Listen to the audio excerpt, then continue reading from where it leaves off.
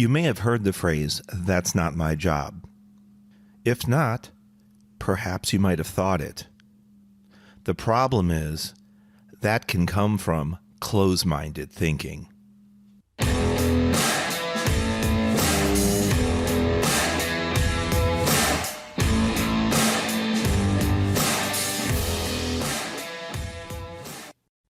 Welcome to episode 27 from the Career Growth Made Easy podcast. I'm your host, Craig Ansell. Today's topic, that's not my job, close-minded thinking. Okay, so I've taken a look back at our last 25 episodes or so, and a lot of them focus on being productive, being efficient, and downright getting the job done. So, with today's episode, that's not my job, close-minded thinking, how much more of our job do we need to do than we already are? How much more of other people's work do we need to do?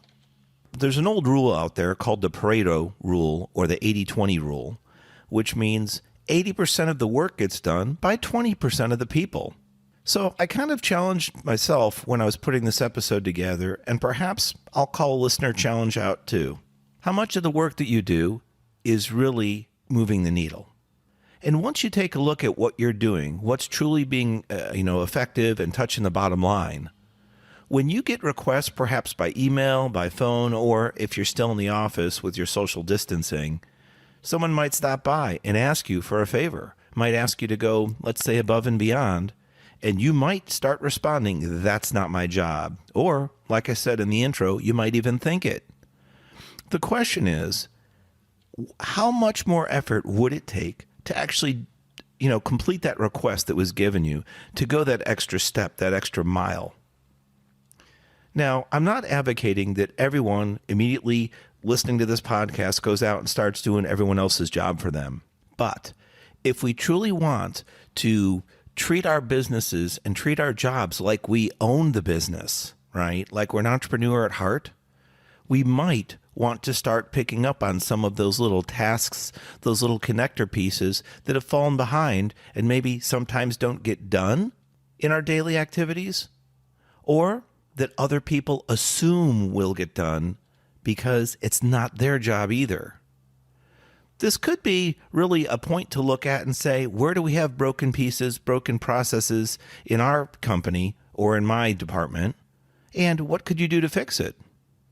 Perhaps having a brainstorming meeting, getting together, putting your heads together to see where things are flowing and where things are going might actually discover a leak in the pipe or a broken connection where information, product, or services aren't flowing from one group to another. In a prior episode, let's see, I think that was 21. It was called Level Up Your Customer Service. And one of the ways to do that is to realize who your actual customers are.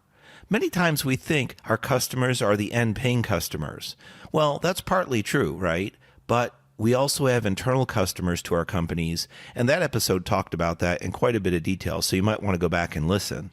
My point being, though, we need to work to create a ROI or return on investment for our positions. When we were originally hired, no one said, "Hey, I can't wait to hire Craig and pay him so he sticks around." It doesn't really matter what he gets done. That would have been a nice thought. But what they're really thinking is, I'm hiring you because I have a need. I have a product or service or set of tasks that need to be done, and I'm counting on you to get those done so that I can work on other items, other bigger picture items for our business. So, if you start noticing that there are gaps in your work stream, in your workflow, or that you don't actually have a work stream or workflow and you're just picking up ball after ball, the question may come, right? If someone throws you a ball, you don't have to catch it. You can be selective. However, some balls are more important to catch and to run with than others, right? Don't always have to go for the touchdown. You don't always have to go for the big win. However, I think we can all use our internal compasses and judge or gauge how we feel in our gut if this is something that needs to be done urgently, or yes, it's important, but it can be shelved and wait. Possibly even I could ask someone else to do that task or role. Now, what again I'm talking about is on top of doing your daily work activities and handling your daily responsibilities, I'm talking about cherry picking, making specific decisions when that trigger goes off in your head, that's not my job, to say, how much effort would that one item, that one task, that one request really take me? And rather than get into an email volley campaign, an email battle, or a phone war with someone, or voicemail war on trying to reject their request or challenge them and tell them, hey, I thought this was your job. Why aren't you doing your part of it? Rather than do that, just pause for a moment the next time that thought comes into your head and think, how much effort will it really, really take me? How much time will it impact my day if I do this one item just so I can get checked off? In Matthew Kelly's book, Resisting Happiness, he had a line that said, in order to freely give of ourselves, we must first possess ourselves. Meaning, you can't give of yourself something that you don't have. So if you're going to attempt to give and do what you think is someone else's job, even just in that spur of the moment attempt to try to move things along, don't do it. Don't do it with agony. Don't do it with anger. And don't do it out of meanness. Just do it because you feel in your gut it's something positive and you can help move the needle and you can help the process along. Do it out of a process of giving. Now, there's the other side of the coin that if you do attempt to make these changes and you do feel like you're making progress, that's excellent news, as long as it doesn't affect your workload and you don't pick up excessive amount of extra hours of work because you're doing these small connector piece items trying to move the needle along. If you start to see the same requests or the same problems, the same challenges, the same either bottlenecks or broken processes, I guess, right? If you see things coming to like a clog and you're not sure why things aren't moving along without your help, then I think on a regular basis that should be addressed, because you don't want to assume other people are doing that job and they don't want to assume you're doing that job. Somebody might not know or have forgotten their job responsibilities. They could have been in the role so long that they simply overlooked that, task. On the other hand, the people that might be processing information and handing it off to you, they could also be new in another department, another group, or another region of the company, and might not know that task or that role was their responsibility. So it's always good to communicate these things, is my point as well. In thinking about the opportunity to change, the opportunity to improve, I'm going to reference Andy Andrews' book called The 7 Decisions.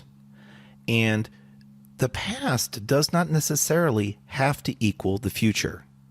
He warns and says, beware of conditioning. He uses this information.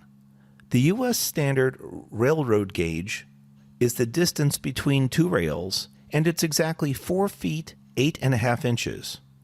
This was taken from England when they used to build railroads, and that information came from the distance between wagon wheels back in the day. That information about wagon wheels came from the Imperial Roman war chariot wheel sizing, and that just happened to be the exact width needed to accommodate the width of 2 war horses' bodies. Just because something was like that in the past and is that way in the present doesn't mean it has to continue on into the future. Another common thing I like to challenge people with is, just because we've been doing it that way for years doesn't mean that it's right. What I'm getting at is that closed-minded thinking can be changed. The thought of, that's not my job, can be changed. Now, in our hearts, I think we should do it for the right reasons, as I mentioned earlier, and some good level of communication might actually explore some areas where there are challenges in your job, in your role, in your company, and some areas that could be improved.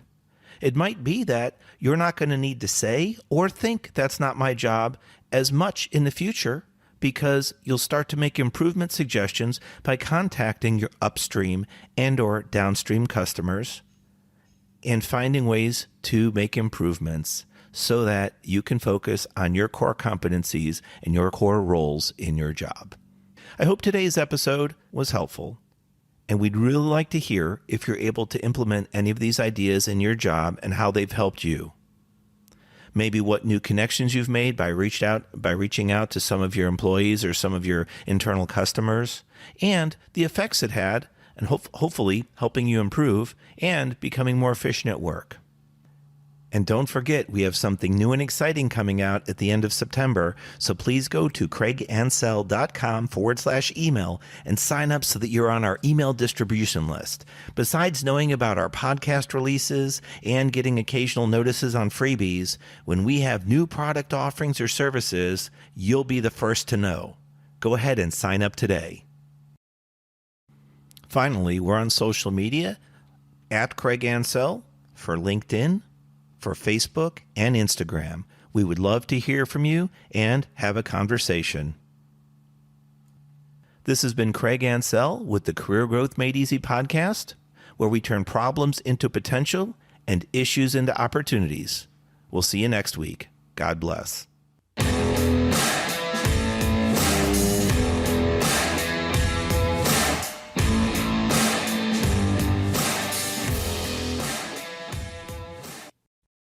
Thanks for watching. If you've enjoyed this episode, be sure to subscribe to our channel. New episodes every Monday.